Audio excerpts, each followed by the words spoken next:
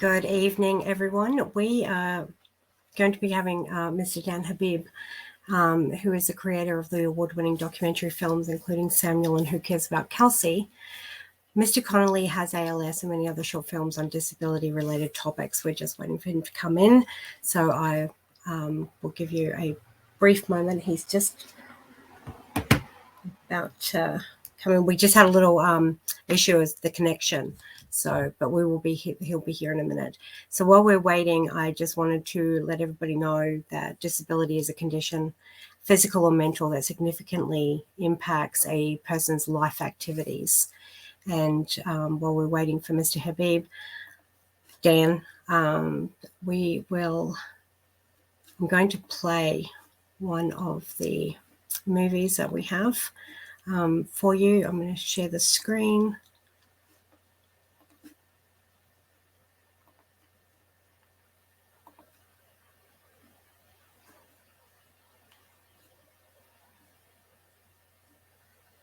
Just a second. We had all sorts of technical issues getting started today, so we apologize.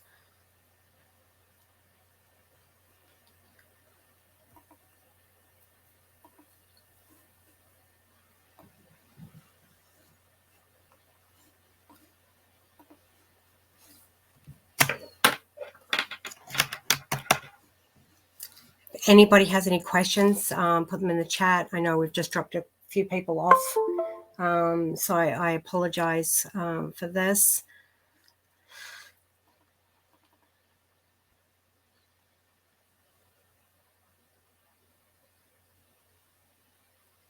Just come in here, we'll start the video.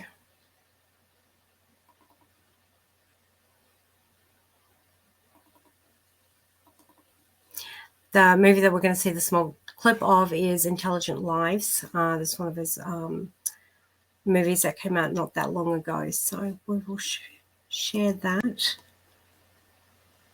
Oh, we've got Dan is here now, so let me pull him in. Hey, Dan. Hello. Hi, can you hear me okay? Yeah, we can hear you great. So we are good. live already because we had just started at 6. Sure. But, yeah, nice to see you, Melinda. To everyone. We had a little bit of a miscommunication when the tech, but that happens, right? Yes. Yeah, good to see you. It's good to see you too up there, and you're sitting in the nice, beautiful sunshine in your backyard, I'm presuming. That's right. I couldn't stay inside on such a nice day here in New Hampshire, so good to be with you from the sunshine. I know, it's gorgeous. So I let the audience know a little bit about you, but I do want to talk about, because you did receive a couple of awards, and one of them was that you received the Champion of Human and Civil Rights Awards from the National Education Association. Mm-hmm. In 2013, you received the Justice for All Grassroots Award from the American Association of People with Disabilities. And then in 2014, that you were appointed by President Barack Obama to the President's Committee for People with Intellectual Disabilities. Mm-hmm. And that committee promotes policies, initiatives, and support independence and lifelong inclusion of people with intellectual disabilities. So Dan, obviously you've got your wife up there in New Hampshire with Betsy, and your sons Isaiah and Samuel. Mm-hmm. One of the wonderful movies that you created was Including Samuel. Yeah. And was translated into 17 different languages. So really an amazing accomplishment. Thanks. Because we don't see this a lot, right? We mm-hmm. don't see the mainstreaming of disabilities. We've starting to see a little bit of it with some of the mainstream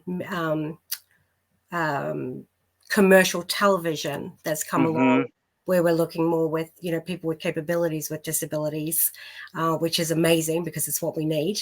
Mm-hmm. But when we talk about competence, if we don't presume competence, or we don't believe in competence of the individual, we could never have inclusion. Right. They're so intertwined. So when you started out, I've got a question for you. So when you started out, obviously you've got Samuel, who's your son, and I'd love for you to introduce who Samuel is to our audience, if they some of them may not know. Incredible young man, quite the looker too. I'll pass that on. He'll appreciate that. Right, yeah. But was that your driving force? Was where you and Betsy were with what was going to be next for him to start this journey of filmmaking and documentary filmmaking for disabilities? Right. Yeah. So again, thanks for starting the conversation in a really interesting way. Where we are now, 22 years into Samuel's life, was really different than where we were 22 years ago when we first had Samuel. And so I think that's important to emphasize. Is like there's a real process for us and for a lot of families in coming to terms with the fact that your child is going to have a lifelong disability. Right. It starts with a lot of confusion, a lot of grief, frankly, a lot of fear, a lot of just feeling overwhelmed and exhausted by this whole notion that the path that you thought was going to happen for your family isn't quite happening according to plan. So, I mean, just to be honest, our older son, Isaiah, who's 25 now, was the one that was always hitting those milestones before he was supposed to. He was taking his first step and walking at like 10, 11 months, so that was our bar. Our bar was set pretty high for developmental milestones. And when Sam was born, he actually had a beautiful, healthy, wonderful birth at home, a home birth, planned home birth that was fantastic. And he was totally healthy for the first few months. Everything was developing normally. We were tired, like many new parents, but it was at about 3 or 4 months, he just wasn't hitting a lot of those same milestones that Isaiah hit so easily. He wasn't starting to roll over. He wasn't starting to crawl at 3, 4, 5 months. He wasn't really babbling. So we did what a lot of families would do. We called our pediatrician and he said, let's not worry about it yet. Kids develop at all different ways and times. Let's just maybe have you see early intervention. And they did an assessment and it started reinforcing a lot of the same fears we were having, around his development. So, this is a long story short. We ended up going into this pipeline of doctors and neurologists and tests and blood samples and skin samples and all these samples being sent all over the world trying to figure out why Samuel was basically failure to thrive, later in that first year. And for a long time, we stayed in that place of uncertainty and fear and confusion. And it wasn't until my wife first did a leadership training it's part of a national model called Partners in Policy Making. In New Mm-hmm. Hampshire, it's called the Leadership Series. Yes, And in Pennsylvania, it's right. competence. I did it. I did it. I'm Oh, a good. CT grad too, so Yes, yeah, great, it's great. So competency. you know that it Yeah, oh, I'm sorry, what's it called in Pennsylvania? it's C2P2, so it's competence and my goodness, now I'm going to get it in policy making. So Okay, good. it's called Sure. C2P2. Yeah. So it was life-changing for us because Betsy went through it and she started meeting all these incredible adults with disabilities and started understanding more around the rights around inclusive education and on access to, benefits like Medicaid and on all different kinds of disability rights and the Americans with Disabilities Act and just this awakening of the disability rights movement and history. And she said, Dan, you have to do this series. We have to be on the same page here. So I did it. And it definitely got us both thinking about this value of belonging for Samuel, that we wanted him to feel like he belonged, in our family, in our extended family, in our community here of Concord, and in certainly in the local school. We just couldn't imagine he would feel like he belonged unless he belonged in his local school. So around that time is when I started, for some other reasons as well, started photographing and documenting his life, and that eventually became the film Including Samuel. And it was just an exploration of how we as a family were trying to make him feel, there you go, right there, to feel included And in our mine's community. signed. Mine Nice, is love it. signed. Appreciate that. There aren't a lot of those around There aren't a anymore. lot of them, right? Because I No, badgered you. thank you, thank you. And so that film, honestly, it really went far beyond what we ever imagined. I just was making this little film that I thought could be helpful in New Hampshire, and it just took off through word of mouth and launched me into this whole new career of filmmaking, of disability rights and inclusion filmmaking. So that's where we are now. I mean, there's a lot Which more to now talk you're about. also with the university and teaching filmmaking and Not um, teaching, actually. oh, you're No, not I'm actually teaching? not. Sorry, I No, apologize. that's okay. I was based at the University of New Hampshire for 12 years, and I had a great run there at the Institute on Disability. And Mhm. then just last year, I had a new opportunity to change jobs to the Westchester Institute for Human Development, where I'm now still in New Hampshire, working remotely in New York, out of New York, but just a larger audience, a more diverse audience, a great support system there. But all the time, my work has been focused on making films and creating these big educational and outreach and impact campaigns and presenting around the country. So I haven't actually taught. That's something maybe in the future, but I haven't been doing that. But as you know now, Samuel's involved in the work too, so I'm sure we'll He talk about is. I that. mean, he's even called himself a filmmaker because he is. And I think Yeah. that's so profoundly inclusive, that he truly, this is not some menial piece that he gets. He is truly working at this job and having direction and being self-directed. Right. Right. No, it's been a really incredible run and partnership so far with a lot more to go. So about 3 years ago, we started talking about the notion of collaborating on a film, because he was actually a consultant, a story consultant on my film, Mr. Connolly Has ALS, which came out in 2018, which is free on YouTube. Anybody can watch it on YouTube or on our website. We're going to have a little snippet of it today. Unfortunately, great. that was the only one that couldn't load. Okay. It's in a different video format that is supported.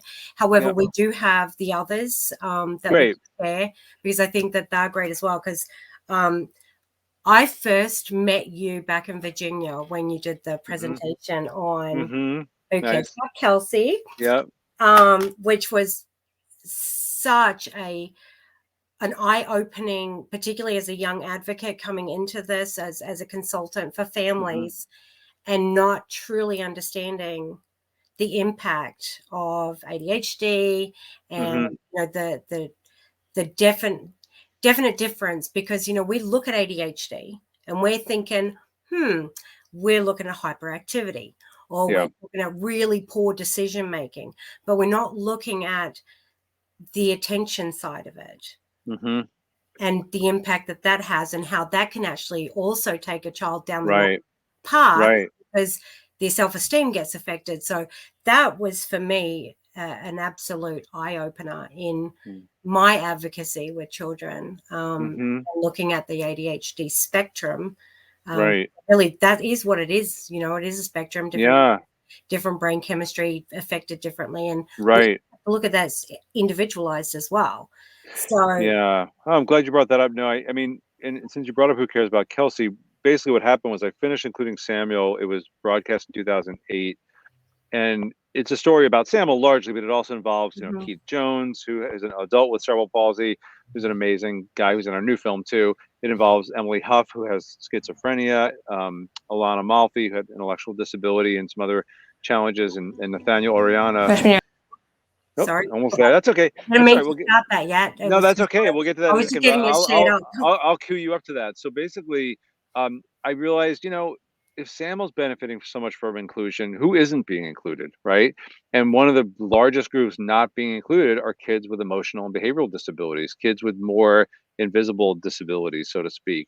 And so that's when I decided to take on this whole new project, focusing on students like Kelsey. So this would actually be a great time if you want to show that trailer. Because I'm telling you, this is a fantastic insight into the lives of a child. Thanks. They didn't really know my situation. Sophomore year wasn't good. Second sophomore year wasn't good. I got suspended for the intent of selling and possession of a controlled substance. They were gonna report me to the police, but they didn't because it was my own prescription. I don't like taking my medicine. It makes me not want to eat, not want to sleep. When you have ADHD, you suppress a lot of things, like thoughts and anger and energy, and then one day, shut up! We can have lots of dreams and hopes for you. I want to be a police officer. I want a family. I want to be successful in life. But you are the one that plays a critical role. What your vision, what your passion is, will determine whether or not you achieve those dreams.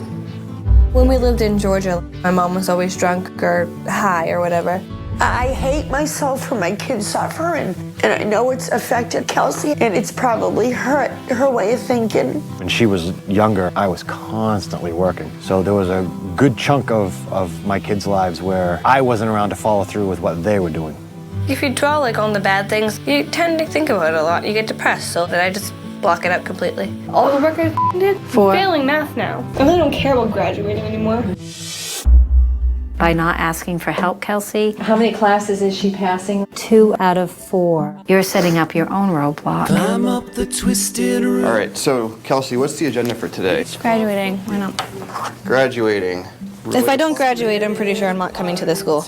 You're a very determined person, and you feel like, I've always taken care of me. I don't need anybody in my life to help me. There's going to be a time in your life, and this is right now, you might need more than just yourself to get through this. I don't know how to do that. What are you having trouble on? 32 plus, 36 plus, 35. Awesome. Great job. Stare out a cold window. Close your eyes as the shadows grow. Maybe they'll leave you alone, but that's not how this story goes. Meet in a snowy field. Lower my sword and shield. Your wounds they will never heal, and there's nothing left for you to steal. Then you'll understand. Maybe then you'll understand.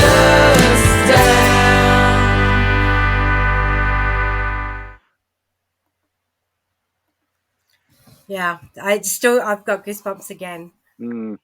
I really enjoyed making that film. I mean, spending 2 years documenting Kelsey was a blast. I mean, she's never boring. And, from about the age of 19 to 21, I filmed her. And then she, because of the great approaches of that school, positive behavioral supports or positive behavioral interventions and supports, person-centered planning, giving her the space to think about her hopes and dreams and goals, and a group of people that she trusted to work with her to achieve those goals. She ended up graduating from high school, which was very unlikely when she had no credit after 2 years. She ended up going to college for a while. That didn't click, but she ended up getting a great job, got rid of the boyfriend that was big trouble for her for a few years, and found a much better partner, and now is about to have her second. She's about 31 now. We stay in good touch, and she's about to have her second child, and she's got a great mom. She's got a beautiful 6-year-old daughter, and she's doing great. She's doing great. But I think it could have gone a different way if the school hadn't been so proactive and positive in their approaches. And a lot of what I do in my films is I first do the research for what are the practices that we want to highlight in education? What do we want to show that makes inclusion work well, or employment work well, or social relationships work well for people with disabilities? And then how do I make that into a very human story for the films? And that's just really important to emphasize, is all my films I really feel are based on research and evidence-based practices, but then I try and tell them in really accessible, funny, human, hopefully engaging ways. Well, and that's, a good segue too, because I mean, we saw in Intelligent Lives, and that's another one that we'll bring up in a minute. Some the correction of where we had gone from, this piecemeal type of workplace, and these people coming out of that, and some of them having much better standard. Because I think with Kelsey, honestly, a lot of schools, I mean, that kind of behavior that she had was criminalized. Right. Criminalized at a school level, right? We're getting Right. probation officers involved. The kids drop out. They don't get their GEDs, Yep. and we see it. We see what happens with kids like Kelsey in the system. Right. And it was for their inclusion practices, and that she was able to trust someone. She didn't trust people. Yeah. I mean, she didn't like her medication because it didn't make her feel good, and she didn't want to eat. Right. So then she wouldn't take it, but then she'd be in trouble because she couldn't control, the behaviors. And so I think that the intersection there, though, of that, her having that trust, and that's what has to build first, is the trust. Often by the time they get to where you started with Kelsey, trust is gone. Yeah, exactly. So we had to kind of tell the backstory. We had to go back a little bit and tell the story of what it was like for her freshman and sophomore years. Because you're right. I mean, without Kathy Frankor, her amazing kind of mentor, the social worker at the school, having someone that she could kind of let off some steam with. And there's some moments in the film, as you know, where Kelsey uses some very colorful language. We call it the full throttle Kelsey version. We also have a bleep version, a lot of F words being dropped. But it was never at Kathy Frankor. The anger wasn't directed at her. It was just her. Kelsey's anger had no place to go. And, as you see in the film, there's a lot of reasons she has a lot of anger and rage based on some things that happened to her in childhood. So, to see Kathy and the way she managed that, and the way she didn't lash back out at Kelsey, didn't send Kelsey to the principal's office. The principal didn't suspend her and expel her. It was where's this behavior coming from? How can we address the source of the behavior? How can we help you feel better about your life, about your experience in school? How can we help you be successful? How can we help you plan your future? And then the behaviors decrease, surprise, surprise, right? When she felt successful and she felt included and accepted in the school. Yeah. And we'll let everybody know. I'm going to put the banner up right now, because like right now, films, as you can see all of these movies that Dan has produced and directed. So I want to bring that up for everybody because I think that these are honestly pivotal for change. Honestly, we're at the PDE conference where we did Intelligent Lives, where you presented. You could see the penny dropping, with so many people that you're taught a certain way to teach. You're taught a certain way. I mean, we say, oh, everybody's included, but we still have self-contained classrooms. Right. And the kids often don't go out. We have our MDS classrooms. Yeah. And our children aren't going into the high school Yeah, class. no, this is what I feel like is the focus of the life mission for me and for Samuel and for so many other people that I work with and that I trust so much. I mean, we know from 30 years plus of research that kids with disabilities who are included in general education end up with better communication skills, better post-secondary skills around employment, access to college, stronger behavior skills. I mean, everything. And there's never been a study that I've ever seen that shows that self-contained segregated placement ends up with better results in any of those areas. Now, every family has to figure out what's best for their kid and has to make tough choices. But it's usually, in my experience, not about the kid that quote unquote can't be included. It's that the environment has not been set up in a way with the right supports and accommodations to make that child successful, in a general ed classroom. And if a school can genuinely say, and a family and a team can genuinely say, we have tried everything to help this child be successful in a regular classroom, and it's just not working. It's not all or nothing. It might be that student can be successful for half the day, but needs a more of a quieter place or some individualized instruction for part of the day. So it's not all or nothing, but also rarely have those accommodations and supports been put in place to the degree of fidelity that really tests the theory. Can this child be included? It's usually, I'll see one kid in a certain district with a certain set of qualities and they're not quote unquote successful in inclusion. I'll see a very similar child in another district with a different environment and it's extremely successful. So again, our work is not about judging families or telling families are doing it wrong. It's about how do we change systems? How do we create systems in schools around this country that are practicing universal design for learning, positive behavioral supports, differentiated instruction, peer supported learning, all the approaches that we know are so successful. So it feels a little frustrating sometimes because it feels like we take 2 steps forward, then a step backwards. And it just, to me, it makes so much common sense that we should be practicing inclusion as the norm. And we're not there yet. We're not there yet at all. No. And it's only our less than 1% of students shouldn't be included, right? When we would truly have trouble with trouble. And I've talked about my son when we were at the conference, and he is that less than 1%, and that's okay. But when we take that model and we say all students of this disability need to be here, and we are coming into a crisis point with education because we've got such an exfil of teachers leaving. Retiring and leaving for different careers.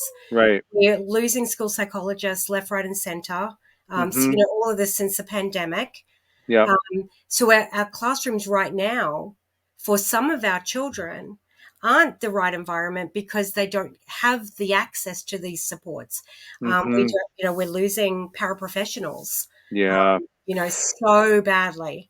Yeah, but the fact that we, if indeed people are turning to self-contained or segregated placements to accommodate for that, that's tragic. That's a really tragic. Yeah, no, it's tragic, and the reality too is that a lot of this is about the leadership at the school level. Like, how are they organizing their resources in a productive way? Because if you send 1 or 2 kids out of district, you're spending so much money that could be repurposed to support inclusive classrooms. And that's what drives me increasing teachers' salary to get more teachers in. It costs more to send a child out, or even they think about consolidation, right, of needs in one classroom, but it actually costs them more in the long run to consolidate those needs. Right. But it also impacts the child because all that their peer community sees in the gen ed setting is what they are saying that these children are worth. That's the coffee cart. That's the cleaning the tables in the cafeteria. That's possibly having a meltdown because the right supports aren't there. Right. So these are the people that are the community leaders for our children and children with disabilities as they become community members, like, adult community members. Yeah. So we're already setting them up for that they're not competent. Right. System. So right, then which is where you, inclusion, and we get back on that hamster wheel again. right. And it's where you started our discussion today around presuming competence. If you presume competence, you make different decisions. And I think that's why I felt it was so important to do the next film I did after Kelsey, which was Intelligent Lives, the next kind of major film, because these are the students that are in some ways the most marginalized. I mean, like the 1% or whatever you might say, that there are some kids with multiple disabilities that might have both, physical, cognitive disabilities, behavioral challenges, whatever. I mean, there are some kids that are challenged by multiple things, but in general, students with intellectual disability out of those major categories are the most segregated. Only 17% of students with intellectual disability are included by that federal threshold of 80% of their time in regular education.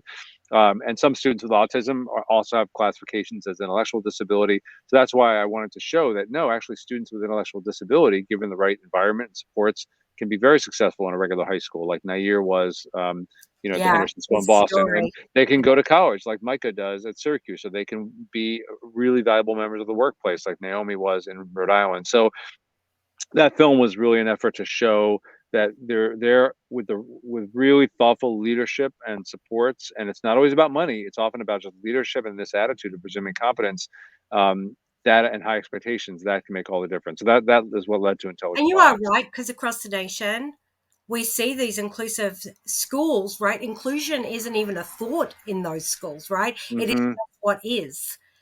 And then, like in Washington State, there's a whole school, like it's not reverse inclusion, it's just inclusion.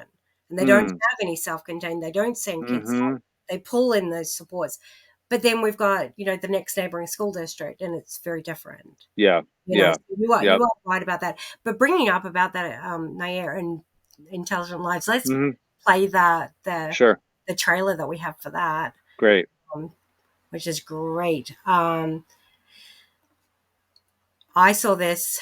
Our son Jesse had cerebral palsy. When Jesse was 4, the neurologist told us that he would never be intellectually normal. We fought to have Jesse included in general education.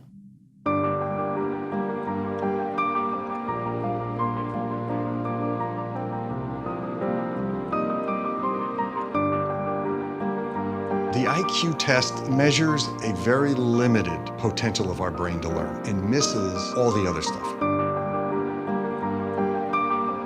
Naomi, Micah, and Nair, 3 young adults with disabilities, unlocking their potential.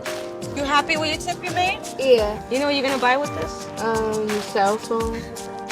I'm getting a 9-degree certificate in disability studies. Nair's not afraid to freely express himself. Do you want to go to college? Yeah. When people say, why is your school successful? Because we include students with significant disabilities. We don't use IQ tests to inform us at all. Not long ago, IQ testing was used to fuel a pseudoscience known as eugenics, which called for eliminating the menace of the feeble-minded. Institutions like Willowbrook more closely resembled prisons than schools. We have to broaden our understanding of what intelligence is. I want my son to go into a world where he's looked at not there as a tall black guy who's acting weird. Whether it's a police officer or a civilian, you do wonder what's going to happen. I think because of Naomi's unconditional love for what she does, it's good for everyone. Are you on Facebook? No. Okay. My parents don't think that's safe. What do you remember most about today? Be ourselves. Be ourselves. Can any attempt to measure intelligence predict a person's value or ability to contribute meaningfully to the world?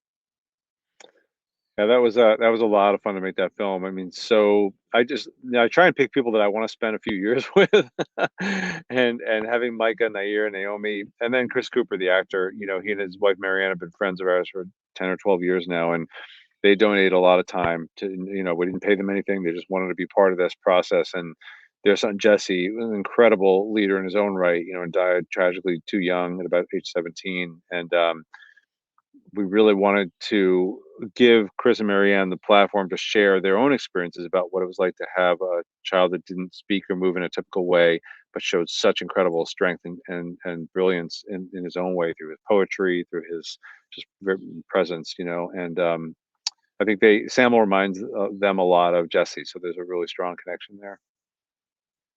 I think you're muted, Melinda.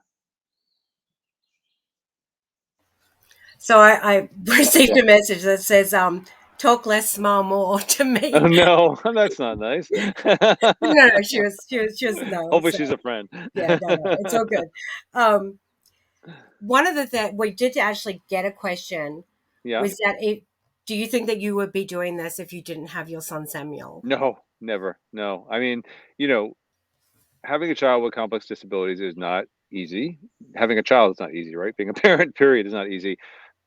There are a lot of challenges in our life. I mean, I spent most of today driving back and forth to Boston and sitting in multiple hour appointments with Samuel, which were good appointments, but you know, around speech therapy and different some medical things we're working out, and that's a lot of time, and a lot of work that we spend. But so I don't want to minimize like the reality of our lives is pretty complex for my wife and I and our family and for Samuel himself. But at the same time, Samuel's disability and his just sheer identity has made our lives so much better. And one of those things has been my career. Would never have gone in this direction. I was a photojournalist for 20 years before becoming a filmmaker. And I love photojournalism, but I'll be honest, it's a tough profession these days to make a living in because newspapers have really fallen on hard times and it's hard to do that. But I love film. I love the documentary work. I think the impact of the work we're doing is so exciting. You know, to have films like we just had in the New York Times is just incredibly meaningful, and it's all because of Samuel. And that's just, of course, outside of just the sheer joy that he and Isaiah are to be around. I mean, that's just his parents, but just professionally, it's been incredibly enriching for me and took me in a direction I never would have anticipated. And I think too, though, that my disability roadmap was needed because at both of the conferences where you've presented, everybody's all wanting to know all the updates about Samuel. So this is a great way, and it's also a great way to show his competence and that you presumed competence, that you didn't ableize him. He's off doing all these wonderful, great things. I mean, he does more physical activity than I do. There is no way that you'll see me on one of those zip lines. Thank you. Right. And it's true. And of course, any movie is kind of like a little highlight reel at times, right? You're picking pieces of your life that are very exciting. And I think, as you see, hopefully people will see my disability roadmap, either through our website, like Right Now Films, or the New York Times website.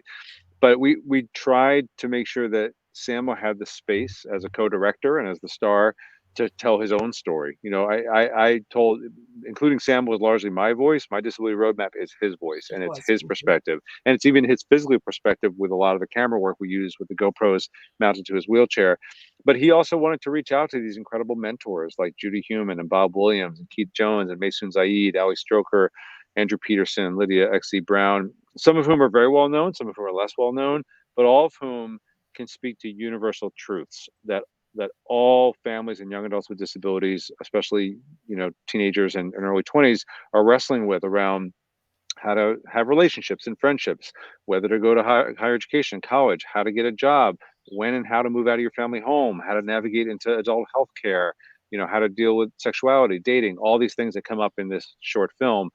I think are truths that a lot of people are wrestling with. And that was Samuel's goal, was to use his own experiences and story to open up this dialogue nationally, internationally around these really important topics. And we are expanding the film into a feature-length film, like an 80 to 90-minute film over the next year. So people can, sign up for our social media, which is My Disability Roadmap on Facebook, My Disability Roadmap on Instagram, or My Dis Roadmap on Twitter. and that's how we're getting, continue to get the word out. But we're based at a nonprofit at the Westchester Institute for Human Development, so we really want the main part of our work to be impact and social and positive social change. That's our mission, and that's how we do our work.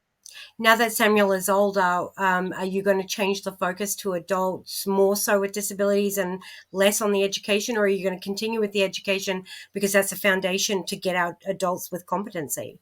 I don't think I'll ever neglect to think about, talk about, and focus on education, because I do think it's just absolutely, as you said, the foundation to all the work and all the lives that come beyond high school, right? I mean, people become adults, but it all starts with that foundation.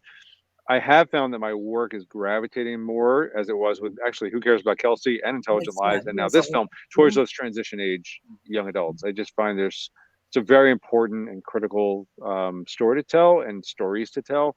I don't know, I don't know where things are going to go next.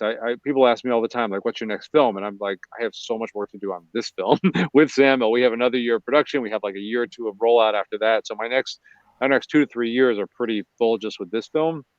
But usually once we finish a film, I start thinking about the next one. And I don't know, like, I honestly don't know what is going to be the topic that feels like the right thing to devote 3 and 4 years of my life to and fundraise a lot of money and spend a lot of energy on. I'll let you know in a year or two. So audience, start putting those comments in and telling him what we want to see next. Right. No, it's good. I actually get a lot of good suggestions, and I always listen to them, and have to make really careful decisions about how to proceed. But I love hearing people's ideas. And it gets annoying people like me contacting him all the time. So no, not at all, not at all. Did you want to show the 90-second clip? Well, I just want to. We have oh yeah, go ahead. a question from one of the parents, so I'd like to. It's how do we get schools on board for higher secondary education transition? Should be purposefully developed. And obviously offered to students with ID. Yeah, great question. I mean, and actually this is interesting, a great time on this question, because where I work at Westchester Institute for Human Development, a lot of my work is making films like my Disability Roadmap, but I also spending a chunk of my time working with the Think College Network, which is a national network of that people may or may not be familiar with, but it's hundreds of schools around the country that have designed pathways for students with intellectual disability to go to college. And we're in the middle of kind of an expansion of that effort to make an even broader network of Think College schools. And I'm managing the impact campaign and the public awareness campaign for that. So I think the first thing is just making schools aware that there are pathways to college for students with intellectual disability. You don't have to have a high school diploma or a regular high school diploma. There are funding streams, often through like vocational rehabilitation and Pell Grants and other funding streams to support that. It doesn't mean it's necessarily going to be free for the family, but college isn't, unfortunately, free for almost anybody. There are also great access options in community college, like Samuel goes to community college and other schools. But that awareness is so important. And I think, unfortunately, a lot of high school special ed directors, secondary transition coordinators, and families and students aren't aware that there are pathways to college for students with intellectual disability and certainly other disabilities as well. So I think that's the biggest step, is making them aware. And I would encourage people to go to the Think College website, thinkcollege.org, and you can do a college search and see where all the colleges are. They're, I think, in every state at this point. You can get a lot more information about how to explore options for higher education for students with intellectual disability. And I've just put that link in for Think College. Great. I do want to let Cheryl know too, though, that working with Office of Vocational Rehabilitation and really putting in those activities and services within the IEP is really where that needs to start, because we do have in Pennsylvania, we have a trade school that is Hiram G. Andrews, and that is under OVR in the Department of Education and Office of Developmental Programs. That is designed, it's a college campus that is designed specifically for kids with disabilities. We have Temple University Institute on Disabilities. We have East Stroudsburg, Penn State. They all have institutes on disabilities that offer both auditing certificate classes, but they also have matriculation. So they accommodations and things like that. So it's really getting OVR in, because they're the ones that have a lot of this information. Yep. Yeah, and I wanted to mention, Melinda, I'm glad you brought that up because you may or may not be aware, I did a film called Opening Doors to College in Yes. Pennsylvania, and I Wow. filmed it at Millersville and at Temple University. And so it's openingdoorstocollege.org is the website, and it's, I think, a 30-minute film to watch for free about what post-secondary inclusive higher education looks like, and specifically in Pennsylvania. So I spent a good amount of time in those schools and enjoyed it a lot, and they're doing some great work in both of those schools. Yeah, I didn't finish that one. I'll be honest. I didn't get to It's finish it okay. because I got interrupted by a tantrum. Yeah. It wasn't mine. Okay, no problem. But from what it started out, really focused on what would we be looking for to open those doors. And so that, Exactly. Cheryl, could be really helpful for you to help with the school to focus on it, because one of the comments that she said is yes, but it's very challenging to get them to focus on it. So, I see the comment from Linda here too. Has Dan's work been incorporated into any oh, there college we go. curriculum for pre-service teachers? And yeah, thanks, Linda, for that question. I actually, a lot of my work is using college campuses, which I'm thrilled about, to help educators see what it looks like to be in schools where they're practicing these type of effective, program, evidence-based practices like positive behavioral support, like differentiated instruction, universal design. And there's a couple different ways people do that if you're interested. Some people go right to my website, like right now, films.com, and just order the film for educational use. There's also a platform called Canopy, Knopy, that a lot of colleges are subscribed to, and including Samuel, Who Cares About Kelsey, and Intelligent Lives are all on those platforms. And we just started selling My Disability Roadmap through our website for educational use. So, and my films are often on PBS, and so schools can access them, in really affordable ways through a lot of different platforms. Yeah, and I do want to say to Cheryl that if it's really important too that if the student wants to go to college, it might not be a pathway that they want to. Right. But if the student wants to go to college, then getting those activities on what does the student need to do to apply for an auditing program or certificate program, whether they go to a 4-year or whether they go to what am I calling? What am I saying? A community college for a 2-year. A lot of the community colleges also have programs for students with significant disabilities so that they can still have access to getting an associate's and things like that.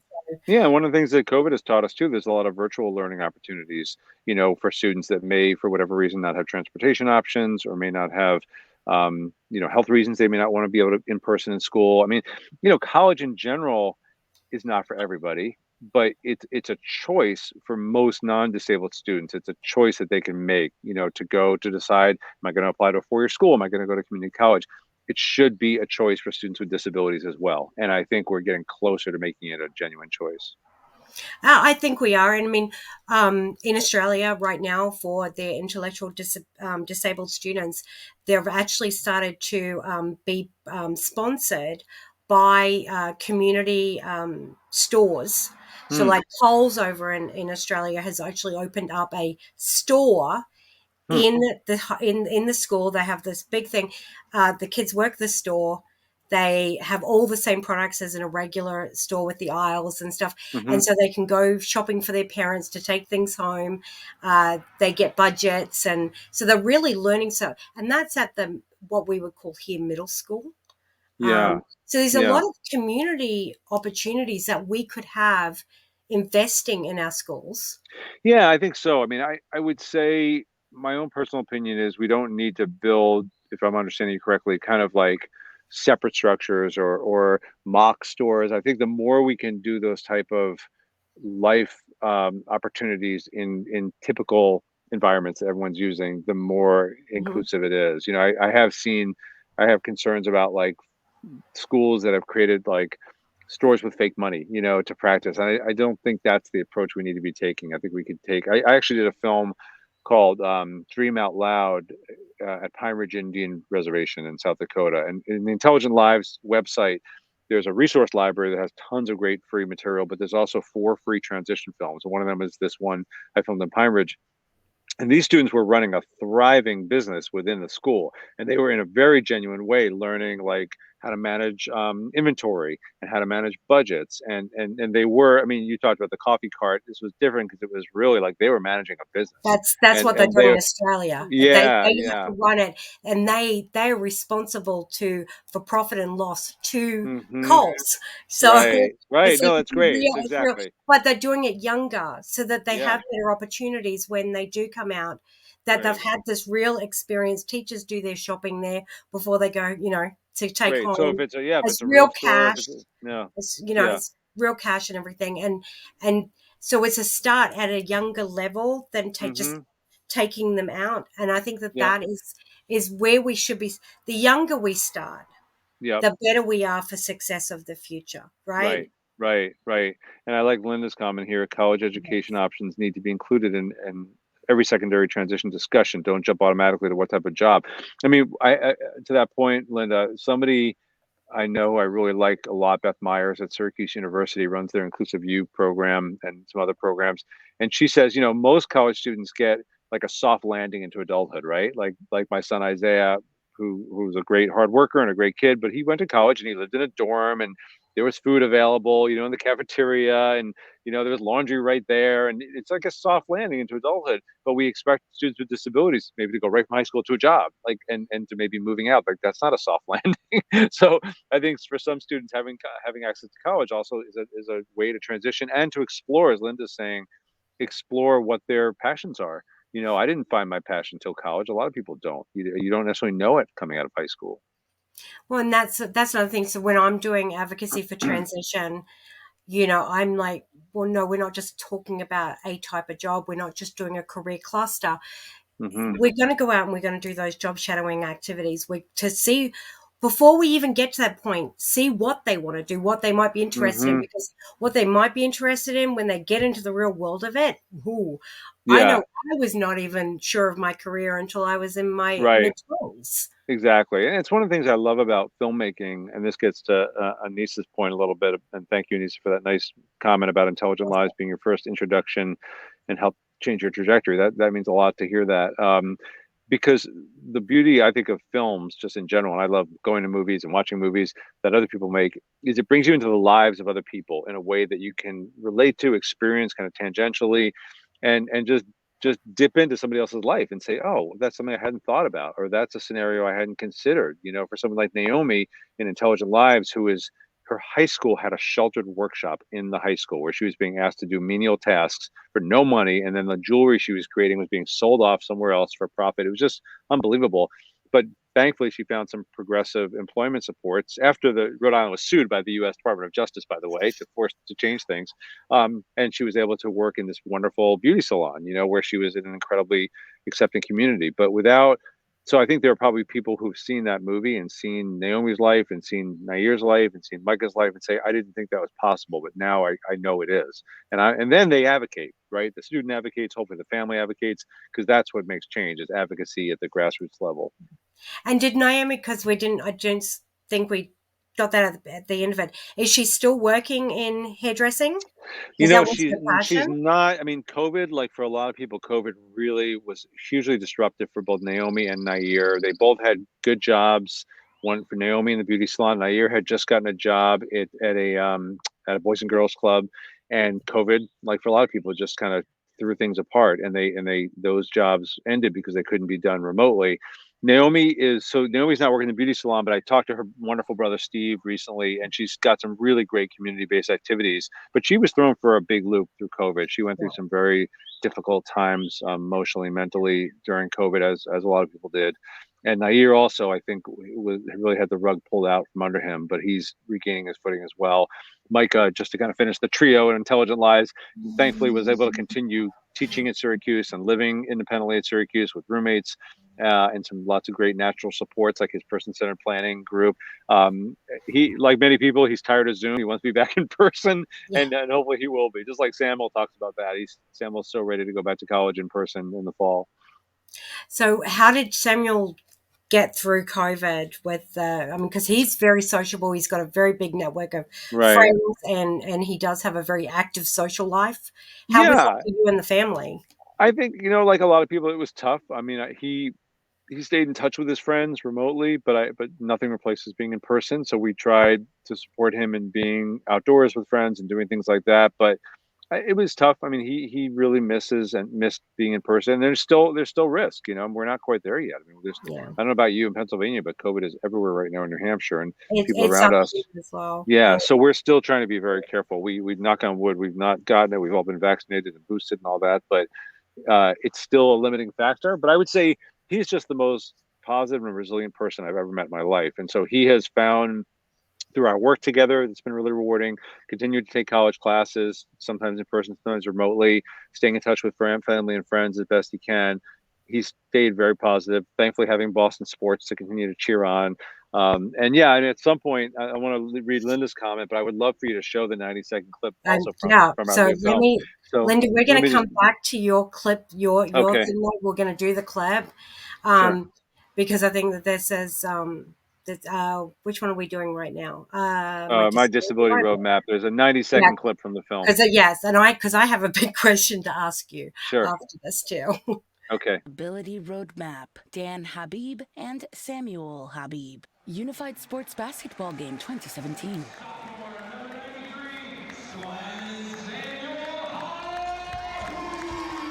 My name is Samuel Habib. He takes to the court.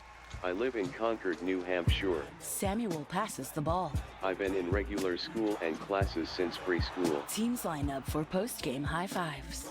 In my senior year of high school, I asked my friend Anita to go to the prom with me. She said yes. And then I had a seizure.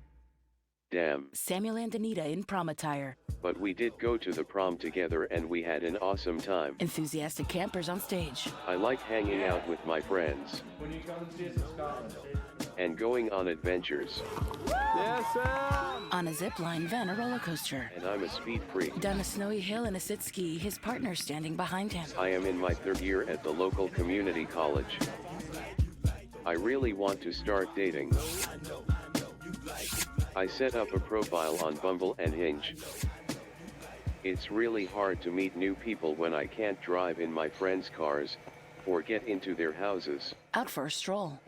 Someday, I want to get married, and maybe have kids. But I need to figure out how to do all the things I want to do. Copyright Like Right Now Films, LLC, 2022. Please visit mydisabilityroadmap.com. Oh, you're muted again, Melinda. Sorry. See, I'm smiling. I'm smiling for Linda. Less talking. No, but let me put up Linda's comment, and then I want to ask you because I Sure. have a big question. Well, and I read Linda's comment a minute ago, sending my son with Yeah. Down syndrome away to East Stroudsburg University. College was his idea, but scary. But it's been so beneficial for all of us and a safe and supportive way to learn independence and skills. I'm so glad to hear that, Linda. And I will say what you're talking about right there is what Samuel talks about in the full film, which is the dignity of risk, which is this notion that it is risky and scary to do things like that. I'm sure, like send your child away to college, but you're giving him dignity, and autonomy and self-determination by doing that. And I think there's a tendency to be a little overprotective of all of our kids, and maybe disproportionately so for our kids with disabilities. And certainly there are still things we need to be maybe extra careful about, whether that's health or their emotional well-being, or them being exploited in certain ways because of their disability.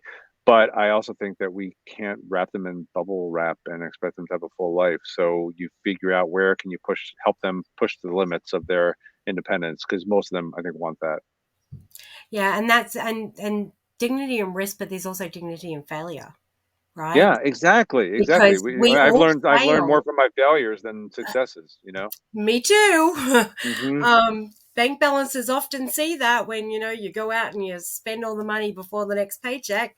Right. Right. Exactly. But we do. We always fail. But I think that from the time that we get the diagnosis as parents, we then get super protective, right, of that child to fail, because there is I think a lot of it is the pressure on the parent, right, Mhm. from society, from educators, from doctors, that we have to parent in such a way that they don't fail, that they Right. can't fail. Yeah. And yet failure is part of the human existence, right? Exactly. And it's an I important mean, part we of it. didn't get, Yeah. fire Yeah. immediately. We didn't invent the wheel for a long time, but That's if right. we think of it in that concept, we also have to think about it in the terms that our children will not be eunuchs either. As Yeah, a human exactly. community, Right. and they have the Which is same wants and desires as everybody else. right, which as you And saw is a big part of the center of yeah, the film, My Disability Roadmap. There's quite a bit of discussion about that from Samuel and his mentors and his brother. and that was my question. It's like, you're his dad. I know he's 22. I've got a 15-year-old with disabilities, and dating, it does churn up some feelings as a hmm parent. hmm Um, I feel, I kind of say, like, even though he's 2 years older than his sister at 13, I feel about him dating the same way as I feel about her dating. Yeah. There's no Yeah. difference. I just don't Right. want, Right. the thought. Yeah. So how are you Um, and Betsy dealing with oh that gosh. I going mean, forward? I'd say the main thing we're trying to do is we have found some really great young people to support Samuel. We meaning me, Samuel, Betsy, our whole network, and he's part of adult services now in New Hampshire. So there's a budget from the state, to support direct support professionals. So he has really wanted young people in his life to support him. So we are not in a position, or nor should we be, or want to be, to support him in his dating life directly. But he needs support, right? Right. He needs someone to help him interpret his communication, or help get his chair around, or help him in the bathroom. All the things that you need to do when you're out and about for a while. So we feel like he should be able to make decisions about his dating life, his romantic life, without us. Now he's 22. Now we still talk. He wants to talk about it. He wants to talk about it a lot. So we're all ears. He wants to share. That's great. But I mean, honestly, it's been challenging. I mean, it's really challenging for him, especially during COVID, to find people where there's a good match. And I do think there's still so much ableism in society that a lot of people don't necessarily see him right away as somebody that they would want to date or be with. I mean, I'm just being honest. I think it's real. Ableism is real, and so it's something that he's very intentional about. He's very committed to making happen, but it's going to take longer than it does for a lot of young people, and that's okay. I think he's getting a little impatient. He wants to have a girlfriend, Mm. but he's going to meet that person, And as Maysoon Zaid says in the film My Disability Roadmap, if somebody doesn't want to date you because you're disabled, that's not the person you want to date ever. And she No. says it so well. And so, like a lot of people, he will find those people that he clicks with. It's going to just take a little more time, a little more proactivity, but he'll find those people. And But he's pretty he's committed, getting so I can impatient. see that it's going to happen. Right. Well, hopefully people will watch the film and they will see how committed he is to making it happen. He's asking a lot of good questions of his mentors and his brother about it. Yeah, well, I mean, and he is really handsome, and he is really outgoing, and it's like, Yeah. see him for the person that he truly is Right. versus the chair, because that's really what we're looking at, right? Yeah, I And think people. Well, well, again, not it's most it people, is but it's yeah. the ableism. Well, that's why I think but it's anything. You could look at this. You could talk about the same thing with race. You could talk about with gender identity or sexual orientation. There's lots of ways to judge socioeconomics, Marginalized groups. geography. I mean, there's lots of ways to judge people, and I do think disabled people disproportionately are on the receiving end of that judgment and those low expectations, and that's a problem that we have to continue to fight every day. Yeah, and I do want to share with everybody, because I mean, the thing is, so is that we disability is really the only category that every single one of us is likely to hmm experience within our hmm lifetime, right? Exactly. And Exactly. personally, we as we age, we Yeah, become impacted by our mobility, that's and right. we get the disability category. um, we could be in a car accident and Right. have a Um, a physical disability or an intellectual disability from a car accident. yeah. It's we, none of us should be looking at disability other than, oh, that's natural. Yeah, and And that's in the movie Mr. Connolly Has ALS, which I know we Mhm. didn't share today, but hopefully people will check that out on YouTube. Or on our website. There's a time where we talk about temporarily able-bodied tabs or temps, temporarily able-bodied, and it's true. Like really, we look at the world through a lens of you are either disabled or temporarily non-disabled. So like your stat here, 1 in 4 adults have a disability. And that's from the I CDC. Yeah, Melinda, I know we're almost at 7, and I do We have to are leave almost at at 7, 7, so so it's Eastern time. So is there any yes. last questions or thoughts people wanted to ask? I think we're getting a lot of lovely comments, and we don't have anything direct, but I do want everybody to have a look at the videos. You can also purchase them. I share these with my own children because I have an able-bodied and I have a complex medical and autism, and intellectual disability. But I want him to understand too that his life is meaningful. And by him seeing, he can do. And Yeah, so I that's don't ever great. want to limit him in that way. I mean, we want to wrap him up, but we're going to thank you so much. I'm going to have you stay right here. We're going to wrap up, but thanks to the audience for watching.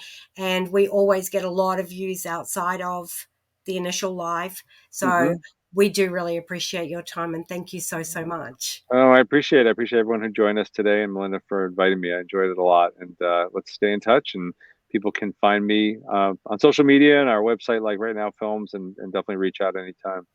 Perfect. Thank you so much. All right, thank you.